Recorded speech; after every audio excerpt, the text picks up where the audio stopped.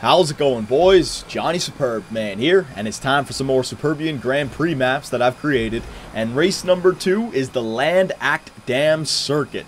A nice long race that is full of straightaways, not too many turns, and lots of action, lots of passing, lots of collisions. Alright, so the main features about this map are 1 bottleneck and 3 turns. So the first thing you're going to come up to is the bottleneck. It's not that bad, but 2 highways go down to 1 highway, alright? So in that moment, there will be some contact. And even if you're all by yourself, you'll approach the bottleneck and there may be a car or 2 just lying in the middle of the road trying to recover, right? So be aware when you're coming up to the bottleneck. It's not one of the worst ones, but it still can ruin your day. And it leads right into turn number 1. That's why it's important. You want to be in the race after turn number 1, because this race is won in the straightaways. Now, turn number 1, it's very easy. You can take it at full speed, just like that. You never have to let go of the right trigger. But again, if there's other cars there and you're trying to make a pass, that's when it can become a little bit hectic, all right? And again, this race is won in the straightaways. There's no reason to take yourself out on any of the turns except for maybe turn 3. So after turn number 1, it goes to turn number 2. Now, turn number 2 is a little bit more sharp than turn number 1. I wouldn't say you have to brake, but you definitely have to ease off the right trigger. But the same thing, if there's a lot of players trying to get through this turn at the same time, it can be very hectic, alright? So take your time. I suggest slow down a little bit and make sure that you don't crash. Going into turn number 3, it's the same thing. You can take it at full speed, just like this. If you're in the right lane and right as you go over the bump, you move to the left lane, you can take it at full speed. But if you don't take it that way, you might go into the wall there, alright?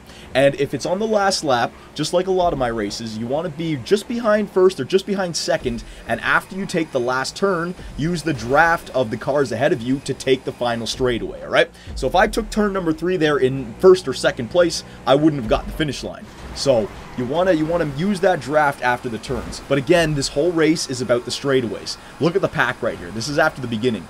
And I have the chance to move up. I'm in 7th, but there's no point in trying to move up. I'm just going to crash my car. So I just wait in the weeds and let everybody else crash and literally wait for the competition to fall off. Look how hectic it is. 1 car crashed, 2, 3, 4, 5, and all of a sudden I've gone from 7th up to 4th. And we're still at the beginning straightaway, right? So save the contact for the final turn. I want to show you this clip right here. This is incredible. 14th position right now. We're going into the first turn, right? I want to show you how it doesn't matter how far back you are in this race. You can come back. As long as you guys work together and you use the draft as in the back of the pack, you can definitely come up. So before the bottleneck and turn number 1, I was in 14th place, right? Now watch this clip. It's going to be real speed for you just because I don't want to, I want to show you guys exactly what it looks like. But this is where you have to work with the guys at the back of the pack. There's no need to crash into these guys for 8th position, 7th position, right? I'm all about trying to get back to the front of the pack.